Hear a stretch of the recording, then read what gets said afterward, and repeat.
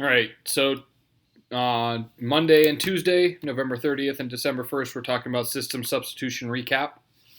So these are the things we're talking about in class. We have three solving methods to solving a system. The first is graphically. When you graph, what you're looking for is you're looking for the intersection or the intersection point. It is possible for the lines not to intersect or for the two lines to be exactly the same, which means they are intersecting forever, giving us an infinitely many solutions. We typically want to use the graphing method when we see two equations that are in slope-intercept form like this. They're both slope-intercept, both very easy to graph. The graphing method would be a good choice. Now, for most of the systems that you would see in your mathematical careers, you're going to use one of these other two methods. So substitution, you look for a y equals or an x equals equation within the system itself. Now, it is possible that your y equals x equals, it might not be there, but it's super simple. For instance, I would probably use substitution if I came across a system like this. If I saw this system, my first thought would be to use substitution because this y right here is almost isolated. It would be a pretty good choice. The third method to solving a system we haven't touched on yet. We're actually going to learn about it on Wednesday and Thursday this week. Excuse me, is elimination. This is for anything else. So you see a system and you don't have slope-intercept form right at the beginning. Excuse me, I'm sorry. Or you don't see an x equals or y equals, or it's not quickly known. Elimination is the best bet. So the steps to solve substitution. Step number one, we want to find or make y equals or x equals in the equation, in one of the equations. Step two, this is where it gets its name. We're going to substitute that equation into the other equation. Brings us to our third step, which is solve. Step number 4, we substitute the new value we just found.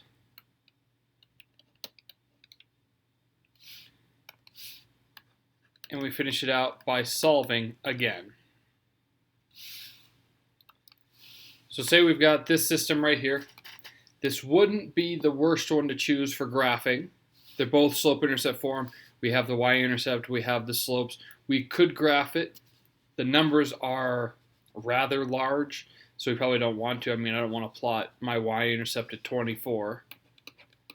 So I'm going to use substitution because we have y equals equations.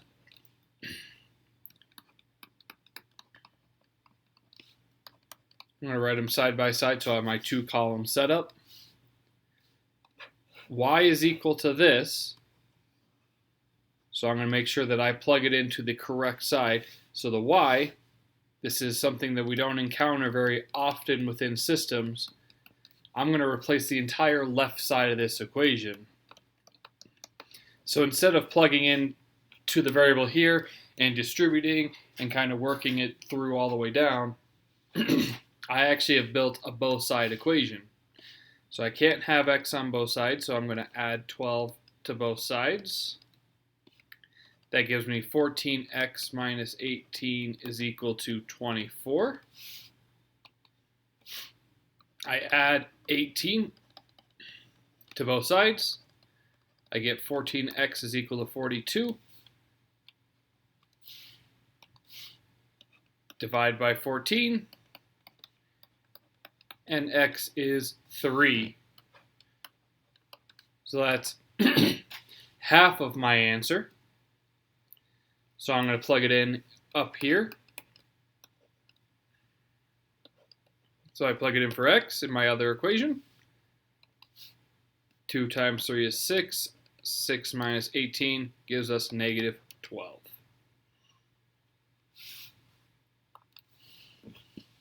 First thing I'm going to do, since I'm going to use substitution, is I'm going to write these equations side by side.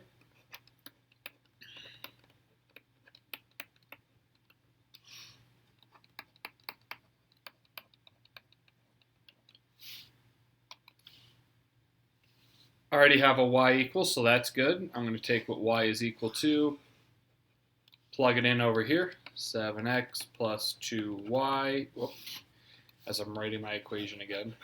I'm going to substitute it in. No, I'm not. 7x plus 2 gives me negative 3x plus 8 is equal to 22. Notice how nothing in the problem has changed other than the letter y. Still a positive 7, still have an x, still plus 2. I've replaced the y because that's what we needed to do. And it's still equal to 22. We distribute, I get 7x minus 6x plus 16 is equal to 22.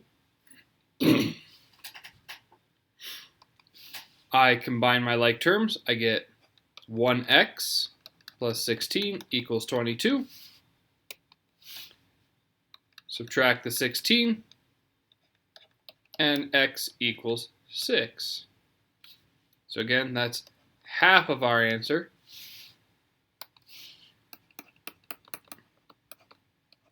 We plug it back in up here. We get negative 18 plus 8, and we get negative 10 for y.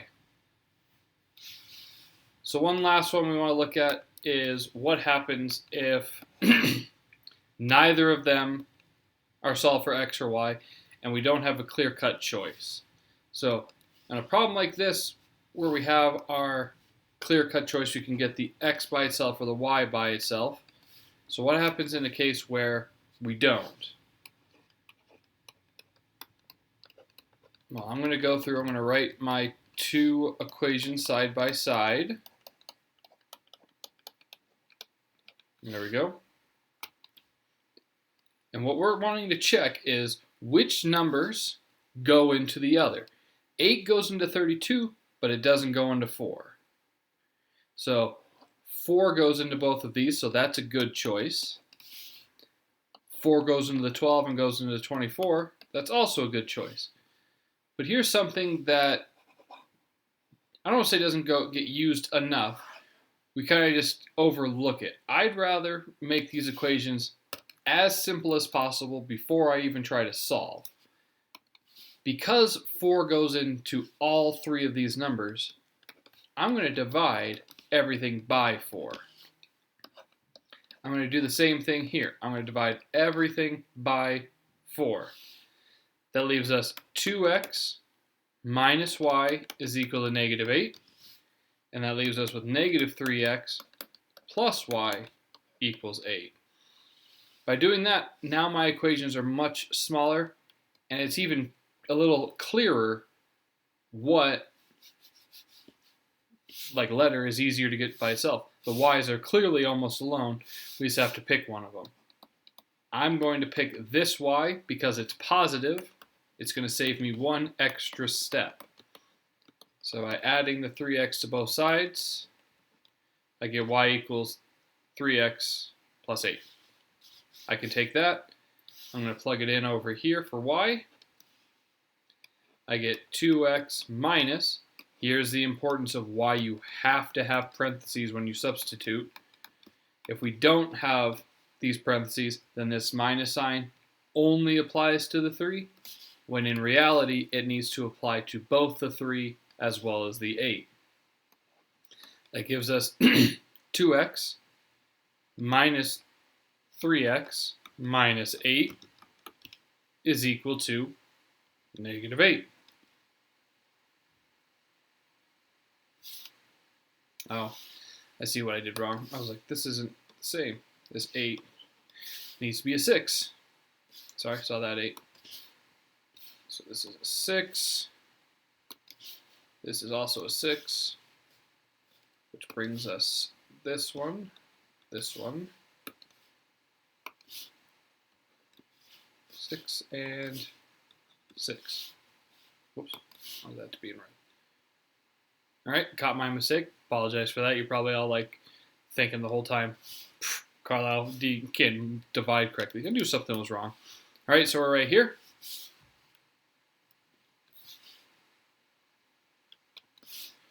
We get negative 1x minus 6 equals negative 8. We add the 6, so we're left with negative 2. I don't want this, so I divide by negative 1. That way I can just have x equals, and in this case, 2. We plug in 2 right there.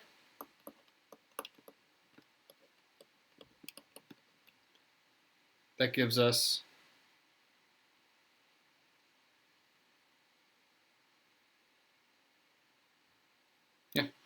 gives us 6 plus 6, and that gives us 12. I'm only pausing because that's not exactly the one I got earlier, I don't think, in my head. I'm going to double check my work here. It's not making sense to me, so to check my work, I'm going to plug in 2 here, 12 here. That gives me 16 minus 48. No, that's negative 32. That's negative 24.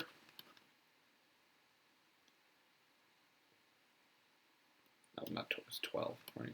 No, we're good. Never mind. So, solving by substitution. Always good to be checking your answer as you go. Even for someone like me, I've done this a lot. That was just not the answer that I remember solving earlier. All right, so plugged it back in, got 2, 12, and we're all good.